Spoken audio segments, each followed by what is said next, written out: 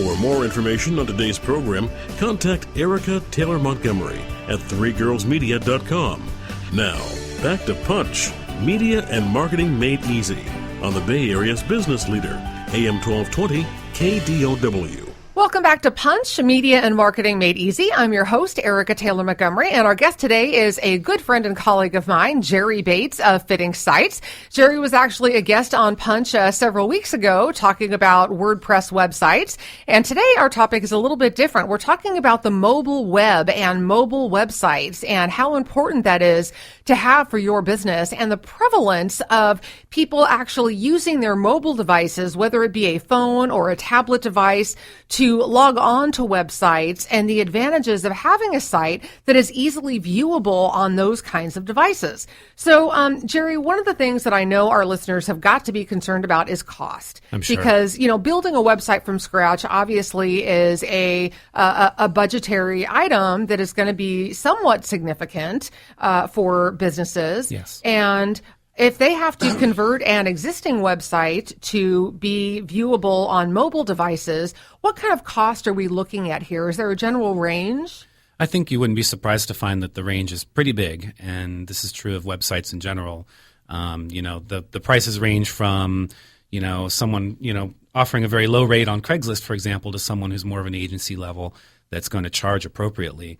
I think what we look at in terms of, even whether you should convert an existing site to mobile is how recent is its code base. If it's an older website, it really probably doesn't even make sense to try and retrofit, any kind of coding to adapt to mobile devices. It's probably a good idea to start over at that point with a platform like WordPress or Drupal or some other kind of content management system that's more modern.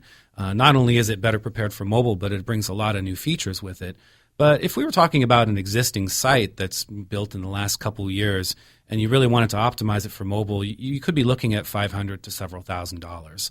And for many of the clients that we have, it still makes sense at that point to actually, consider a redesign, consider freshening up your appearance, and overall just looking at your internet marketing strategy and make sure that your website is up to date and current and sending the right message to your target audience, your target demographic. Of course. One of the things that drives me nuts is going to websites that seem completely out of date, that don't really have current information, or that have that look of being homemade, and you can tell that the business owner obviously created it and that they're not very skilled at web design. And it's a big problem. I see that all the time, especially with small businesses.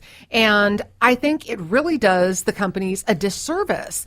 People expect such quality on the web these days. We've become spoiled at what the internet can provide in terms of the overall look and feel, and not only the look and feel, but content on the web. Yes. And I think if you don't have a site that is visually appealing in some way to your audience, that looks very professional and businesslike and has great content on it, that you're truly doing yourself a disservice. Yeah, I think in England they have a saying that you can be penny wise and pound foolish, and I think that that's very true of websites, that instead of looking at it as a fixed cost or something that you have to purchase for your business, it really is something you should look at in terms of a marketing expense or an investment to which you should expect to receive some kind of return.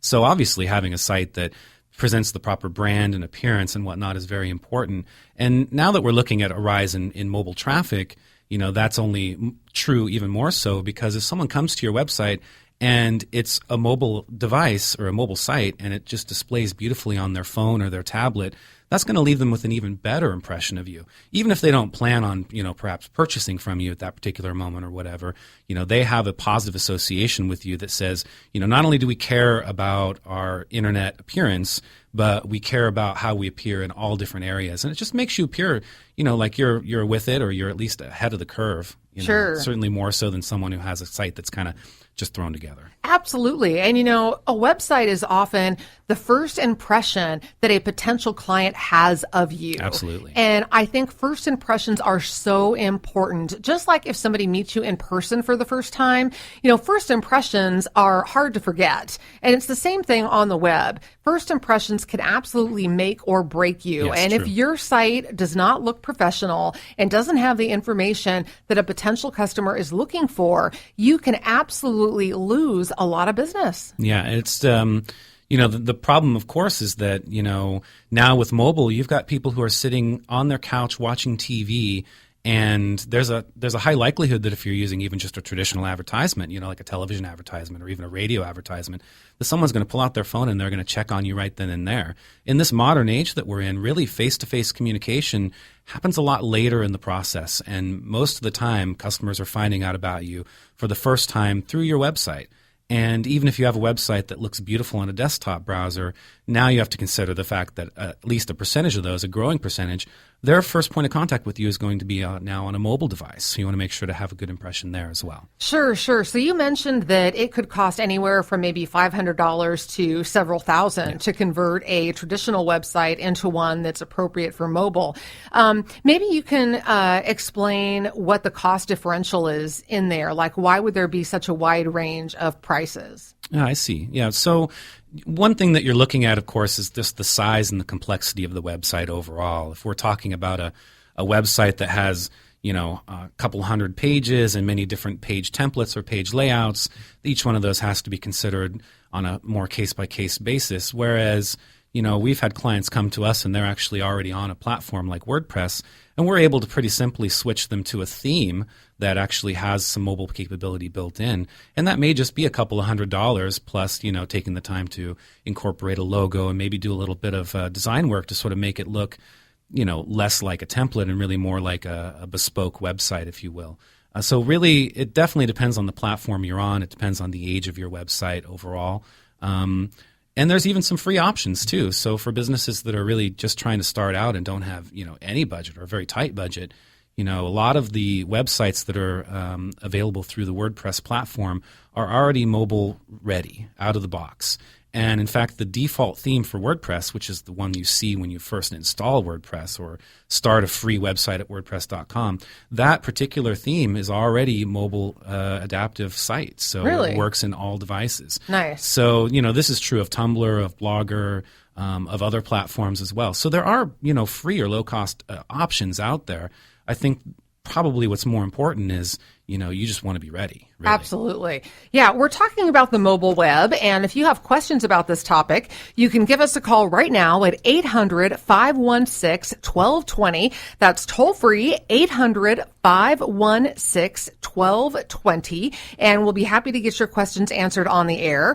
We're talking to Jerry Bates of Fitting Sites, and Jerry, I'm curious about updating content on a traditional site. So if you update content on your traditional site, does that automatically also convert to updating on your mobile site, or are those two things that have to be handled separately? No, it doesn't happen automatically, and that's definitely it highlights one of the problems that we've been having up to this date, which is, and I'm sure that you've experienced this as well, when you go to a website and maybe on your phone or in your tablet, and up pops a little, dialog box that says, hey, would you like to go to the mobile version of our site? And you click on that, and it takes you to a special separate version of the website, which is optimized for the device that you're on. Now, the problem with that is really you're looking at two completely separate websites.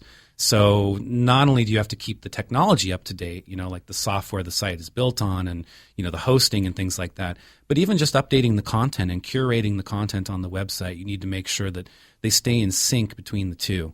And that can be a real problem. And one of the nice things about it is there's now a new kind of, I want to say in the last year, of style of web design, which is called mobile adaptive or mobile responsive, which really helps kind of solve this issue because it is a way of coding just one site in a particular way so that it responds to the size of any screen that it's on, so that it displays beautifully at a desktop size, but then automatically scales itself to fit on a smaller screen like a tablet and, refactors its layout one more time to appear on phones. This is a big help because, you just have one site to take care of, one site to update, sure. And it just works on all devices. It just functions beautifully that way. That seems like it would be the most convenient option to go because otherwise you'd have to update your traditional website and your mobile website, and I'm guessing that could end up being quite costly if you have to go to your web developer to incorporate changes on each site at any given time. Definitely. And one of the other problems with that that sort of having two separate websites as sort of a mentality, if you will, is that a lot of those separate mobile websites, they're designed or created with a specific device profile or device profiles in mind. What I mean by that is you might have a mobile site which works on iPhones and works on Androids. But that doesn't guarantee that it works on an e-reader. It doesn't guarantee that it's going to even work on a device that's going to be released 6 months from now or a year from now.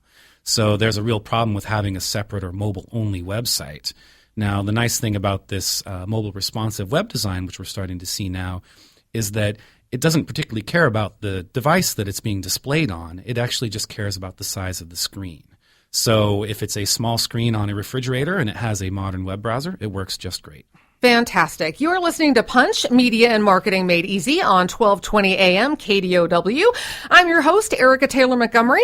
And when we get back from the break, we're going to be taking a call from one of our listeners about mobile sites. And that is our topic today, the mobile internet. We'll be right back. You're listening to 1220 AM KDOW.